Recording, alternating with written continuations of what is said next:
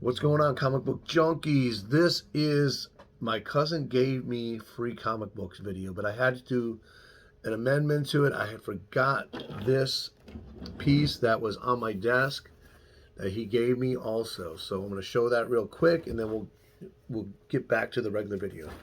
So this is 1 through 11 on the Night Quest storyline from the 1990s, where Batman got his back broken. This is Batman 491, and this is signed by Doug Monk. It actually has a COA right here, and it's 1,313 out of 1,500, which you can see it's right there. And so it's hard to show this thing. There we go. So it's just the first 1 through 10 storyline. Pretty cool. For me, this was the most favorite Batman storyline that I've ever read that came out in my lifetime since I've been collecting. Kelly Jones on art, Jim Aparo with interiors. So I just wanted to show that. My cousin gave this to me on with the rest of the video. Watch Nighttiger Comic. Tiger comic. Tiger comic. Nighttiger Comic. Tiger comic. What? Nighttiger Comic. Nighttiger comic. Yeah.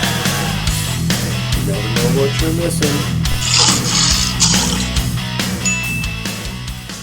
All right, what's up, comic book junkies?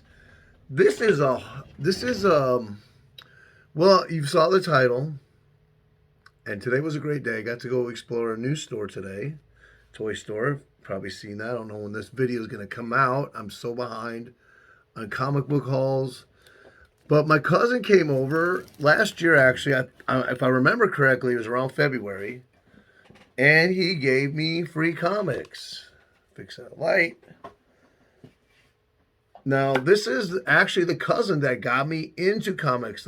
He introduced me to comic books back in 1976, if I remember correctly. I went to his house. He lived in Illinois at the time. I lived in Wisconsin. We would go there like once a year in the summer to visit for vacation. And he gave me the stack of Spider-Man. And I just remember how enthralled I was by the colors of them. And I was always a drawer. So I just started cutting out Spider-Mans, as many as I could. And I would paste them in notebooks. And I would look at the notebooks when I was go home, and I would draw Spider-Man. And I didn't really gain respect yet for comics, but I just loved them, fell in love with them. He introduced me to that. My other cousin, our cousin Todd, also was big into comics. So I remember between the both of them getting into comic books. Now, he and I had fallen out. I don't know why, but he lives about an hour and a half away. Contacted me and asked me if he could come over and visit, and because we hadn't seen each other. This stupid chair. Sorry, guys. In so long. And he brought a stack of comics. And he also has created and produced his own board game called Rock Slide. So he came over. I helped him do a little promo video for his YouTube channel. And in turn, he gave me some comics. So check him out on Facebook. It's Rock Slide, I believe, LLC. Really cool game. Yeah, check it out. Check out the promo I did for him anyway. So 2 minutes into babbling, let's just see what he gave me. So let's start out with this. The greatest stories from the 1950s, DC Comics. So you got Superman, Batman. You got Legion in here. You even have some funny animal stuff. I like books like this. I love books that reprint the Golden Age stuff. So yeah, so that was the first one that we're going to show. And I'm going to take a sip of this here.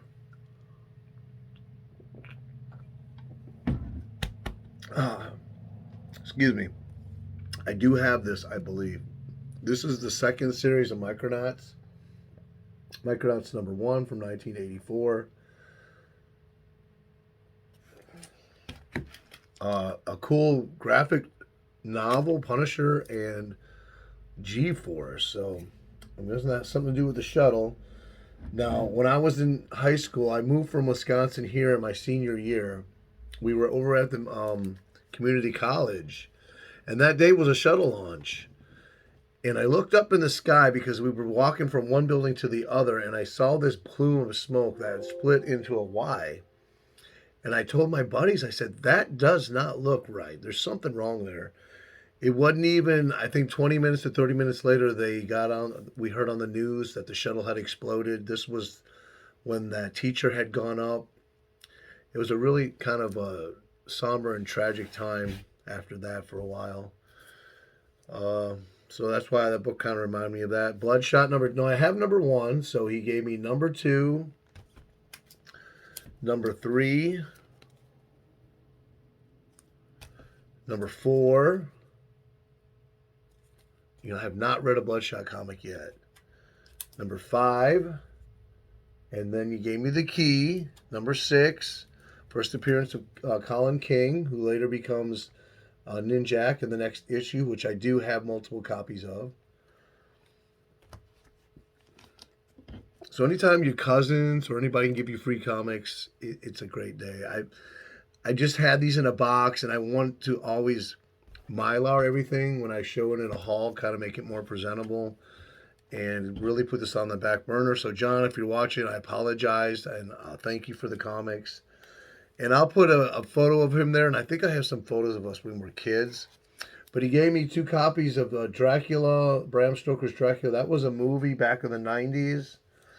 And that's by Roy Thomas and Mike Mignola.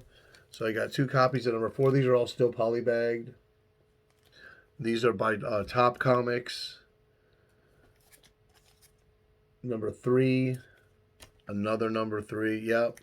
Back in the 90s, everybody was producing comics, even card companies. And then number 2. 2 copies of that. I actually would like to read this. So since he gave me 2 copies, I can bust open one of them. And they came with cards in them too. You can see there's the cards right there. The cards were in one of the bags that wasn't open, so I don't know how they got there. So I got number 1. And I remember when this movie came out, I used to think how funky Dracula looks. And I think I did see this at one point. Then he gave me a mini series, graphic novel mini series, Punisher and Captain America. This is issue. I always like to go backwards when I'm doing a haul, so this is issue 3. 3 of 3. And then this is issue 2 of 2, which I believe I already have this one. Is that Frank Miller? This is John Romita Jr. art. You can tell right away on that cover anyway. And then number 1. Again, thanks John for these books. This is something I definitely would want to read right here. And then I saw people show these off over the last year. So Creepy number 4. So I guess this was a mini series by Harris, because this is book number 3 right here. And then book number 1, or no, I'm sorry, this is book 3, this is book 2. Now, I don't know the name of the artist, but I do remember him doing the, what was that series that by DC where it had Batgirl, Robin, they were like 80-page issues or something. Kind of like a throwback to the noir kind of 1930 look. I can't remember the name of that series. Really good looking covers though. So that's the number 1, Creepy. And then he gave me issue 8, Human Torch. So I needed 8 and I need 1, and then I'm done with this. So this is a reprint, Bronze Age title, reprinting Strange Tales stories of the Human Torch from the 1960s. Now, I don't know if I have this or I've had it. I have it or I've had it. Great looking giant size, triple action. And this is one that I know that I picked up when I was like in my teens, like 12, 13, 14 years old. I remember reading this, just drooling over this cover. That's July 1975. And then some caps. So cap 196, 1976. And two of these that he gave me I didn't have, so I needed them for my completing the run here. Number 194, 1976. I think this is one of them that I didn't have. December 75. This is issue 192.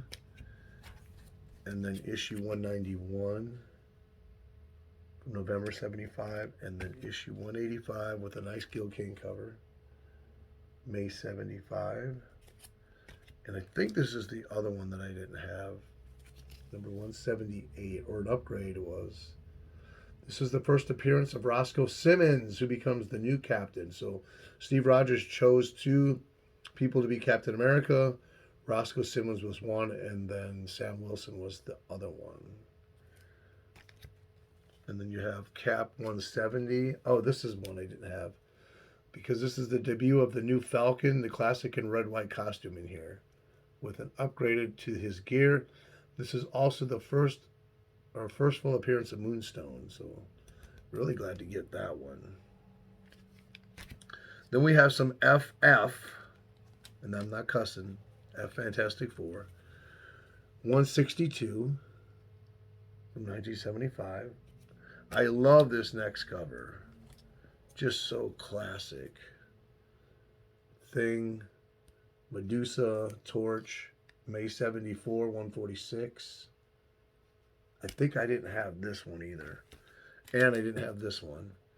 The Silver Surfer is back. And I don't know if that's a Kirby cover. It looks Kirby-ish, but it may be somebody else. So this is partial origin of the Silver Surfer and Shalabal. Really cool cover, though. And I didn't have this one, so I'm glad to get it in the PC. This is number 140, The Origin of Annihilus, whose name I couldn't remember when I was doing a video the other day. Then we got 116 is a double issue, All Thrills as Reed Richards is replaced by Dr. Doom. Then we got another graphic novel, a couple more, Batman, A Lonely Place. This is from 1990. We got Batman, the gray, the blue and the gray and the bat. This is an Elseworlds issue from 1992.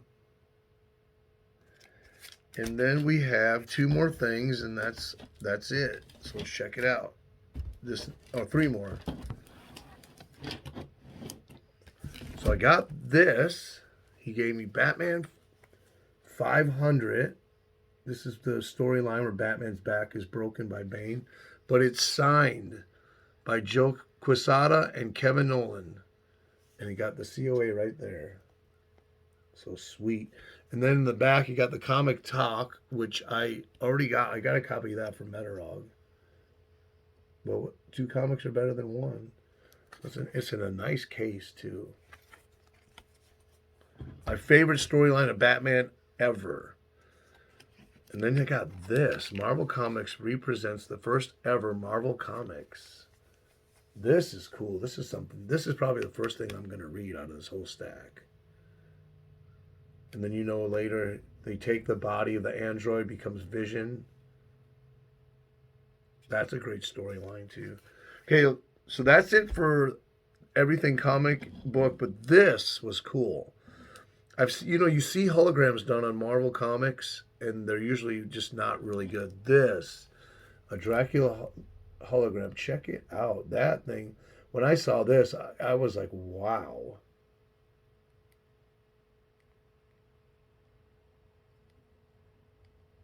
That is just so cool.